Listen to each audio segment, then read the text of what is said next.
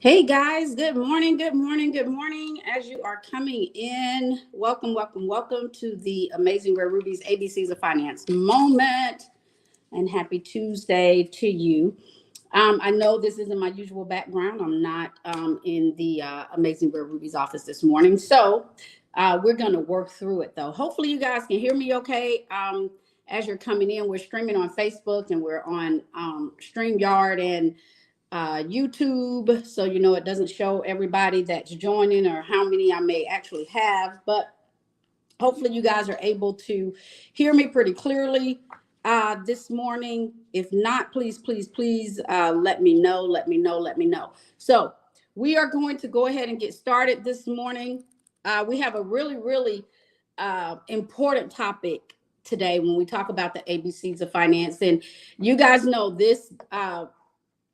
Particular segment that we do is extremely, extremely important to me because I really do believe that financial literacy is of the utmost right now, especially with everything going on with this pandemic. If it taught us nothing else, it definitely opened our eyes to the importance of getting ourselves to some financial stability. So this particular moment is all about providing tips and nuggets to enhance our financial literacy one step at a time.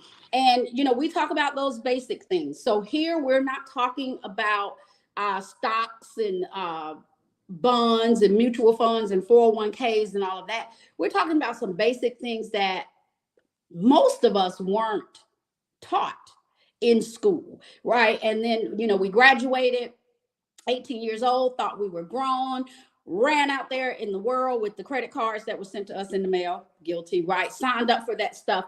And we end up hitting what I call a financial whirlwind. And in this financial whirlwind, this is where we begin to realize, oh my God, before my life has even started good, here I am in all of this debt.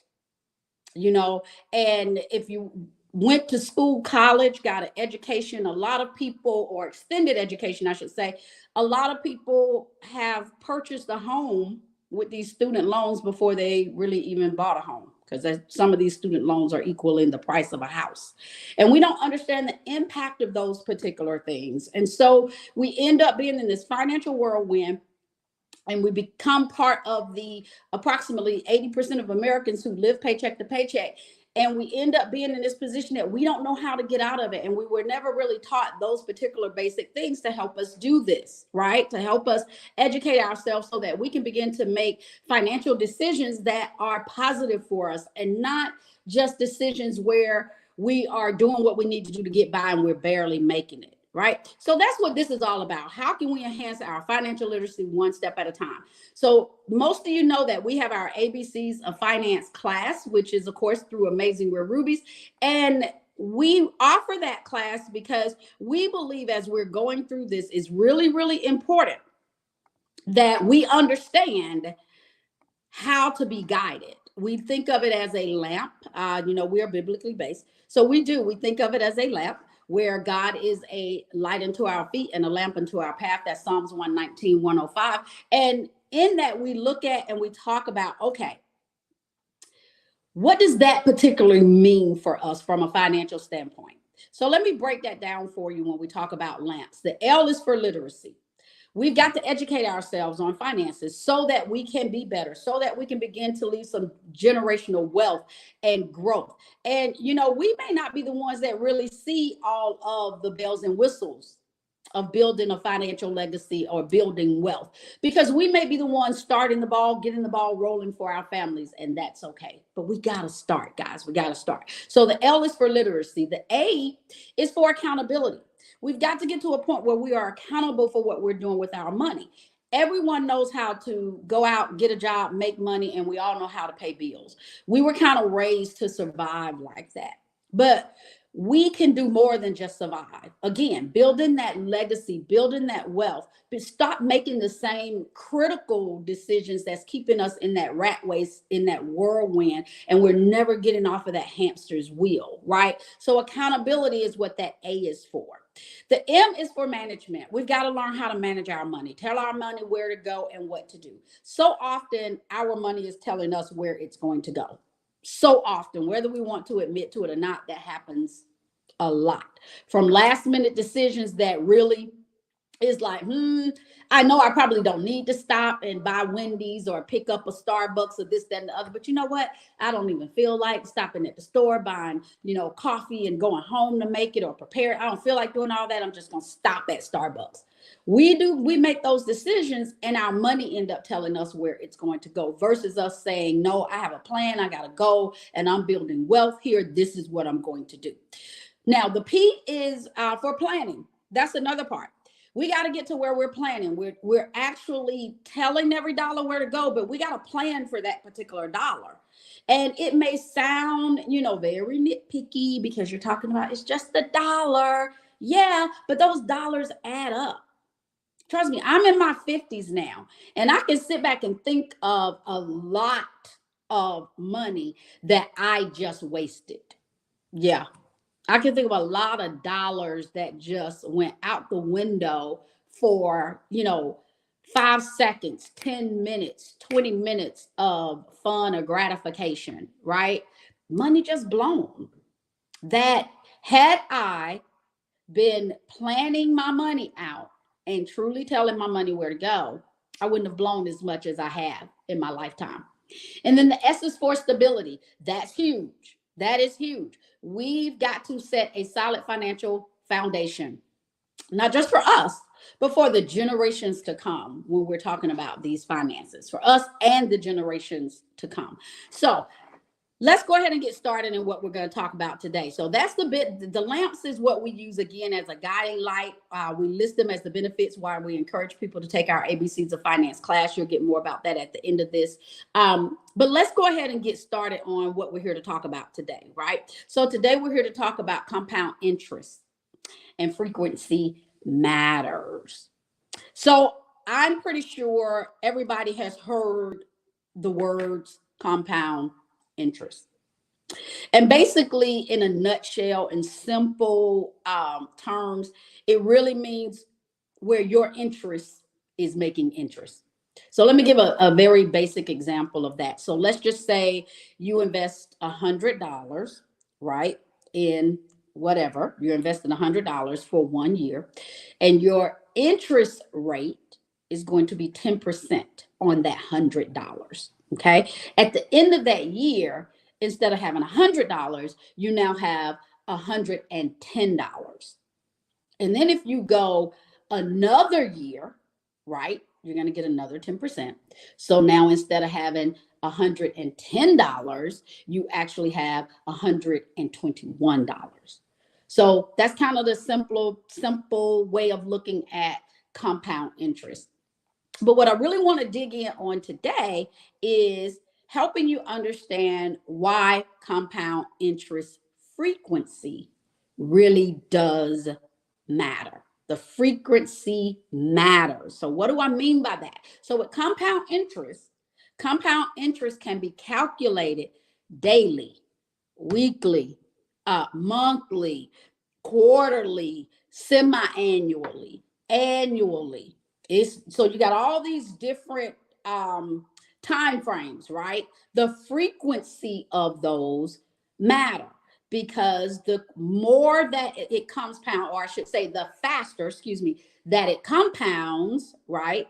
The more money you can make on your investments. But for the ABCs of Finance class, we're dealing with debt, right? We're trying to get people to where they are debt free.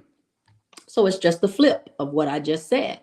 If you have debt, you are having or accruing compound interest. The longer you take to pay that debt off, the more compound interest can be on that debt. So the frequency of your compound interest on your debt is going to matter. So let's look at and talk about some of those debts, right? So that you know exactly where I'm coming from with this. So we know that the frequency can be, like we said, it can be daily, weekly, monthly, it can be quarterly, all the way up to a year, annually, right? Excuse me. But let's look at some of the debts. So one of the most popular debts out there is car loan. Most people in today's time have a car note, right? Well, most car loans, the interest is calculated, i.e., compounded daily. How about this one? Your mortgage. Yeah, so kind of think about that. You have a mortgage, you purchased a home, and that home you purchased for $300,000 as an example. So you purchased your home for $300,000 and you financed it for 30 years as an example. Most people do a 30-year mortgage. Now, some folks do 15. I like hearing that. Yes, yes, yes. Some folks do 15, but most individuals do a 30-year mortgage. So in this 30-year mortgage, your interest on what you're paying for that house is compounding daily. Yeah. So that's how you can buy a $300,000 house. And by the time you finish paying for it, you've paid like $500,000. That's why, because your compound interest is compounding daily. So basically, if you're looking at this from a debt standpoint, the faster you pay off your debt, the better, because that means you're not paying out so much interest that is compounding on you potentially daily. Because things like car loans and mortgages are going to have a daily compounding interest. Yeah. And when you think about that, that's a lot. That's a lot of money. So again, you pay $300,000 for a house on paper, but when you finish paying for it, you literally pay $500,000. That's because you have that daily compound interest and you financed it for 30 years. So a 15-year mortgage is definitely better than a 30-year mortgage when you're talking about that compound interest. Now, again, the flip side, because I want you to see the positive of compound interest. If you can get yourself out of debt, which is what we're all about, being debt free, and getting to where your money's making money for you, then compound interest is your friend. Yeah, compound interest becomes your friend at that standpoint. What do I mean by that? Because again, it's going to compound daily, weekly, monthly, quarterly, etc. So now compound interest is my friend. So what are some things that I can actually have compound interest on that's going to help me, right? So things like a savings account, and yes, that's a small one because we know they don't give a lot of high interest rates on savings account. But hey, at this point, every dollar counts. If you can get it, get it. I have a savings account. I take my compound interest every month or every quarter, depending upon which bank we're talking about and what type of account. So that's one way. Your savings account, if you have a money market account, that is another one that will get you some compound interest on your money. Dividends, stocks, that's another one that's going to get you some compound interest on your money. So if you have your 401k, that's another one that's going to get you some compound interest on your money. So, I'm sure you guys have heard about when people say it's so important that we start saving early, right?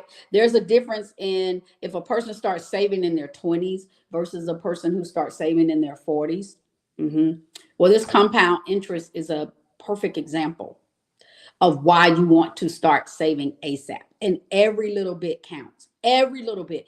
You will be amazed at what 5 years, 10 years, 15 years, 20 years definitely can do to a small amount that you invested. And when I say small amount, I mean like less than $5,000 that you started out and said, I'm going to see how I can get my money to make money for me. And in those years, it begins to do that compound interest for you. It begins to multiply for you because you're making interest on your interest as a positive versus again with the debt. If you have student loans, you're not making interest on interest. They are. Your interest is compounding. So it's important when you think about or you're out purchasing, things for the betterment of your life, hopefully, and you've done your proper planning, that you understand what type of interest is going to apply to that car loan, what type of interest is going to apply to that mortgage, what type of interest is going to apply to opening up that credit card account. You need to understand the different types of interest. Now, we're only talking about compound interest today, but there are other types of interest that's out there. You have simple interest, you have amortized rates, fixed interest rates, and variable interest rates. These are other interest rates that we need to educate ourselves on as well. But again, today, we're focusing on compound interest.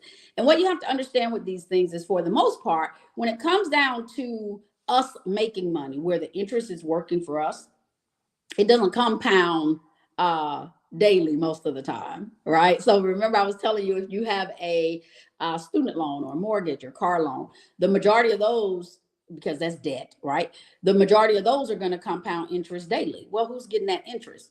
Well, the person that loaned you the money, or the company that loaned you the money, they're really making that interest. When you come over and you begin to look at your savings, your 401k, etc., those can be daily, but the majority of the places are going to do monthly, quarterly, or annually.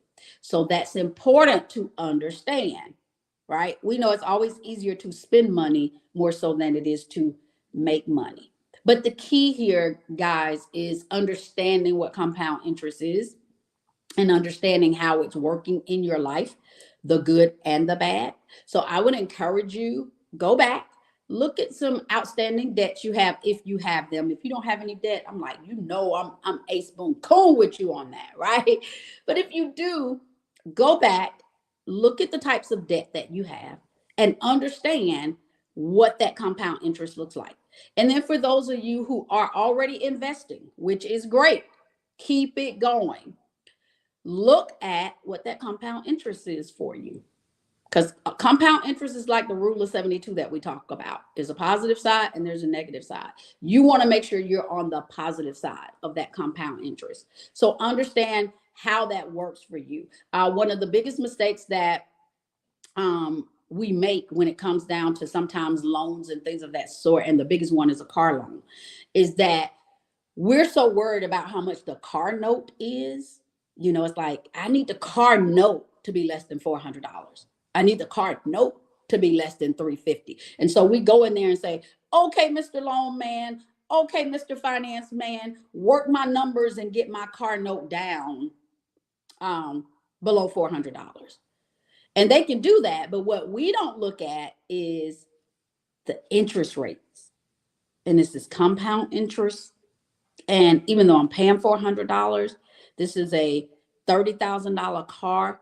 How much am I really going to end up paying for this car if you finance it for 6 years and 7 years? Because I think right now they literally are financing cars for 6 and 7 years. I'm like, oh my God.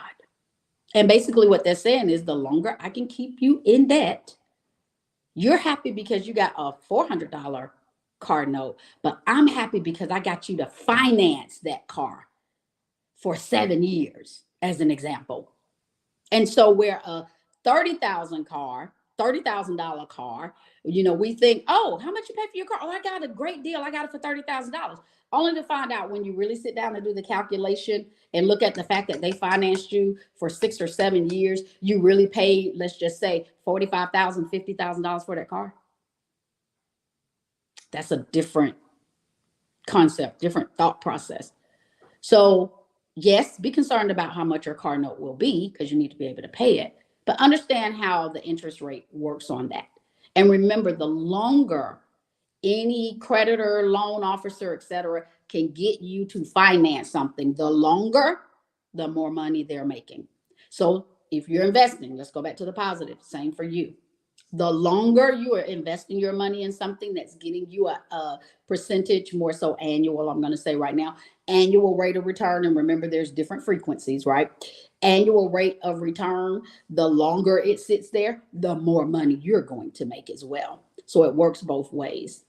So as always, of course, with Amazing Rare Rubies, we pray that this ABCs of Finance moment has been a blessing to you. We do have our ABCs of Finance class that's going to be coming up March 26th. It's at 10 a.m. This particular class, we're full for in-seating, but I think we have a couple of more seats available for virtual because we limit these classes.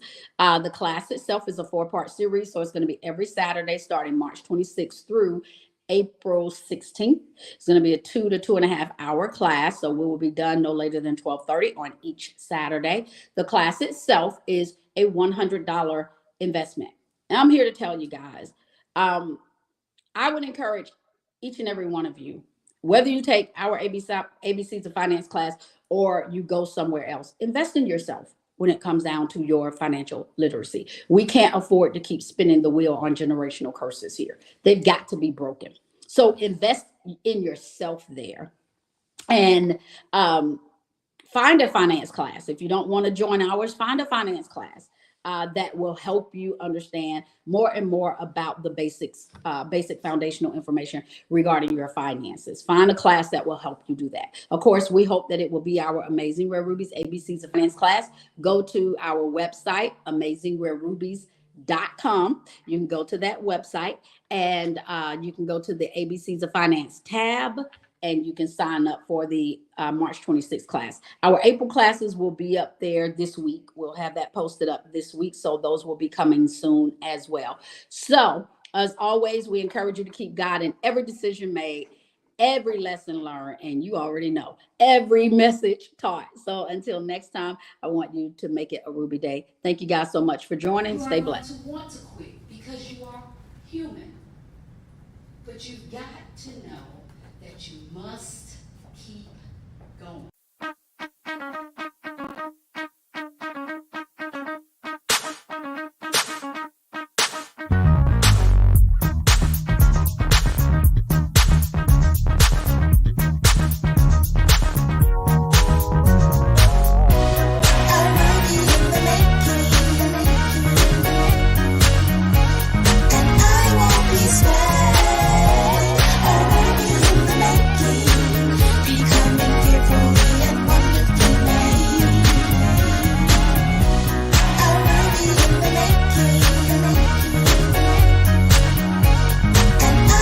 Every decision made, lesson learned, and message taught. And until we meet again, may you be continued.